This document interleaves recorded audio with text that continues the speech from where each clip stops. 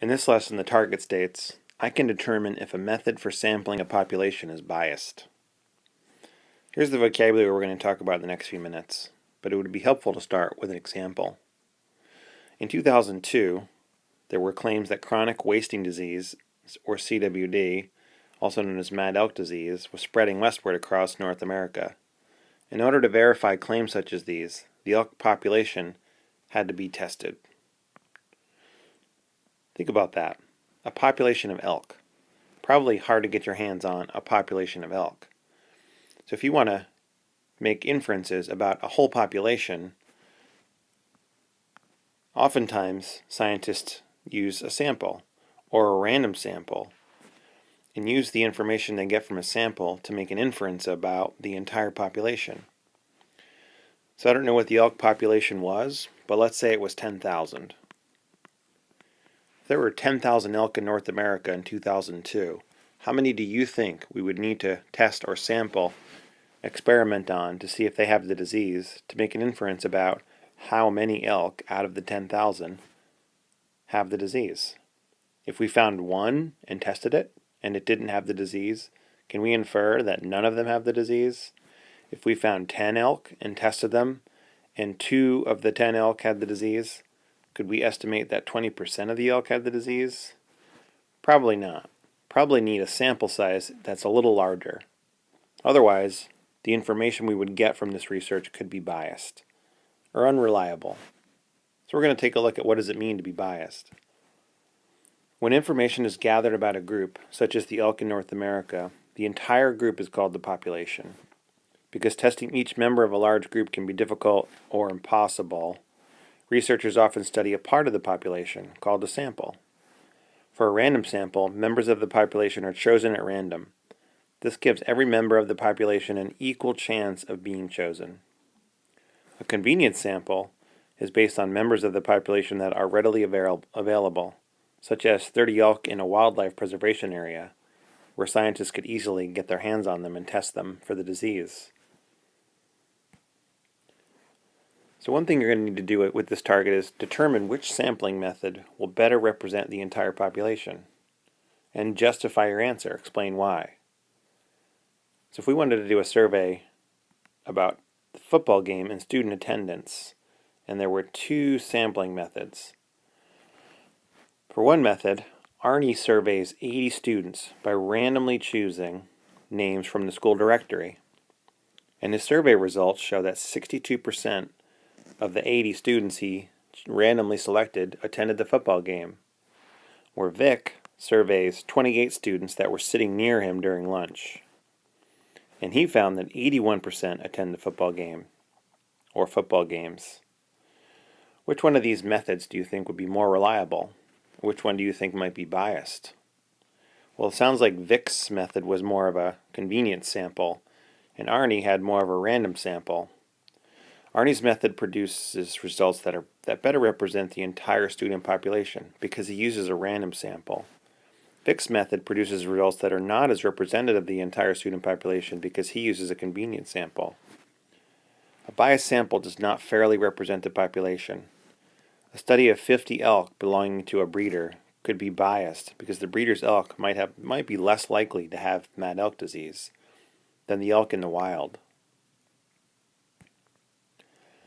So let me give you a scenario. Let's say you wanted to conduct a survey to see if middle school students spend more screen time with a television or on a computer. You wouldn't be able to ask all 500 students. So which sampling method below do you think would be the most accurate to form conclusions about the whole middle school? Click pause and read each one. Method 1, Method 2, and Method 3. When you're done reading them, you select which one you think would be the best method. Click pause and I'll get back to you in a minute. Read over each one.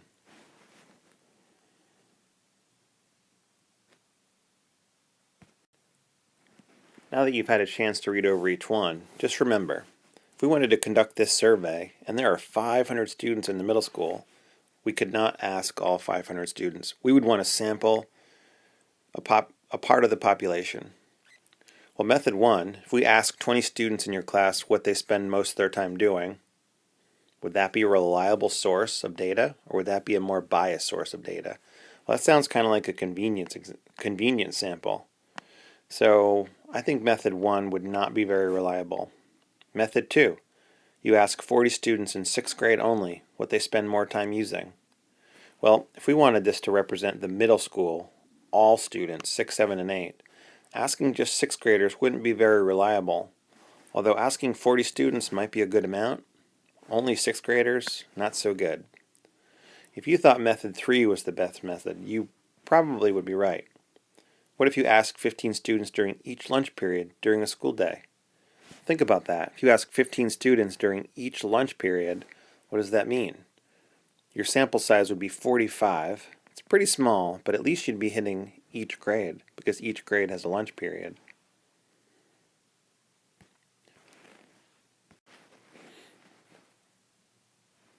One way to take your sample and use the sample to make inferences about the whole population is to set up a proportion. Setting up a proportion can help you solve a problem that might predict the total number of infected elk in this case. So let's say a biologist estimates there are more than 700 of the 4,500 elk at the wildlife preserve that are infected with a parasite. And the biologist takes a random sample of 50 elk. Of the 50 elk, 8 of them are infected. So the ratio of infected elk to the elk in the sample is 8/50. The biologist can determine whether their estimate is likely to be accurate. Remember, their estimate is that there are 700 infected elk. So if the biologist sets a proportion, the infected elk over the size of the sample would be proportional to the infected elk in a population over the size of the population. So 8/50 represents the amount of infected elk out of the total number of elk sampled. What we don't know is how many elk are infected out of the total number of elk on the wildlife preserve. Well, if the ratios are proportional, then for every 50 elk, 8 of them will be infected. So we can simply solve this proportion by finding the cross products and writing the cross products as an equation.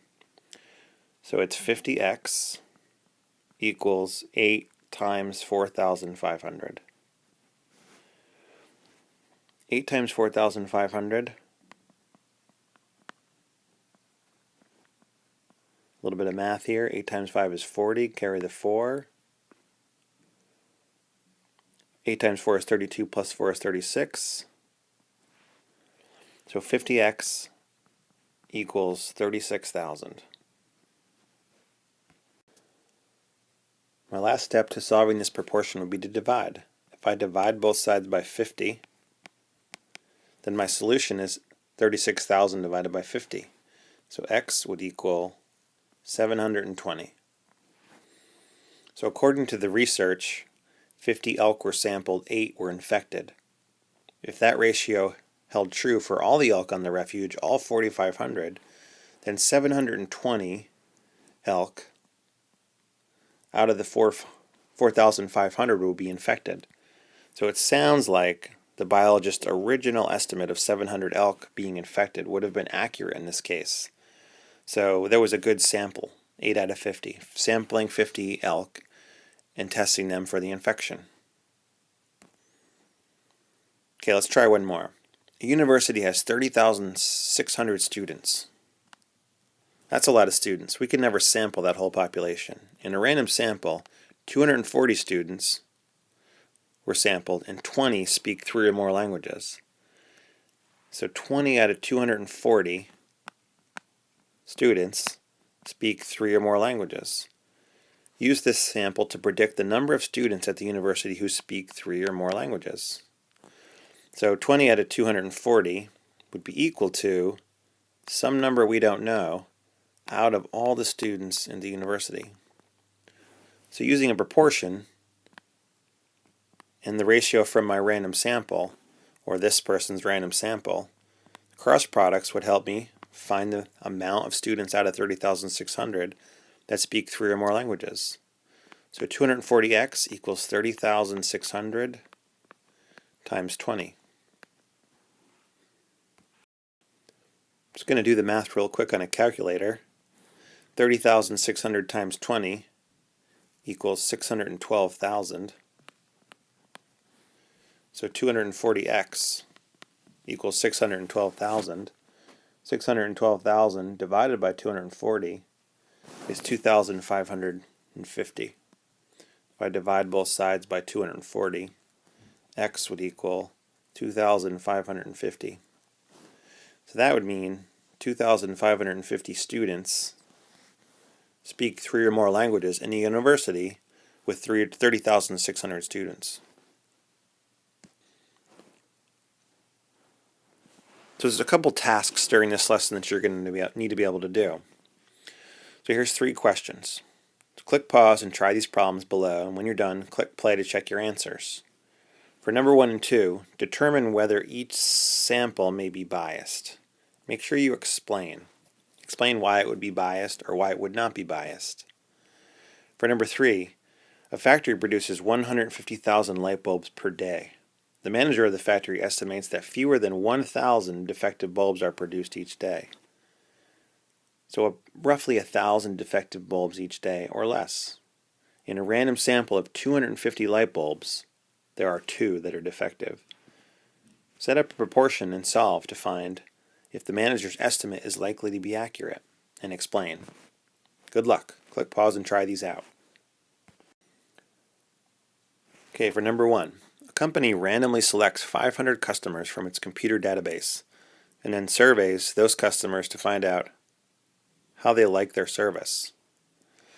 Well, I like that they did 500 customers and randomly select them from their database. That doesn't sound biased at all.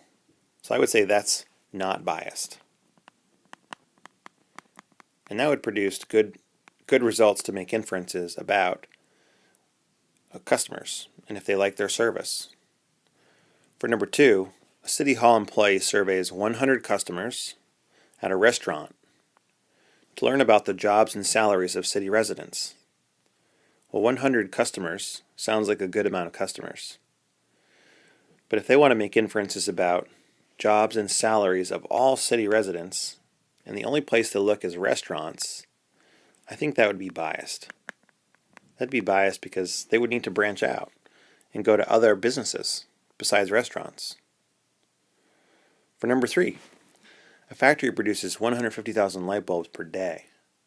Cannot determine if out of 150,000 how many are defective.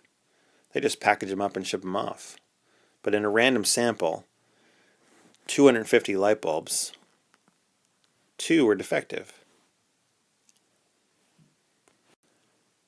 According to this survey, how many light bulbs would be defective out of all the light bulbs produced in one day? So if I use cross products, 2 times 150,000 is 300,000, so it would be 250x equals 300,000. So I need to divide 300,000 by 250, which I just used a calculator to do, just to speed it up. And I got x equals 1,200. That'd be 1,200 defective light bulbs out of 150,000 light bulbs produced per day. Sounds like a lot of defective light bulbs. But that would be a good source or survey to make inferences about how many light bulbs that are produced out of the 150,000 produced are defective. Good job.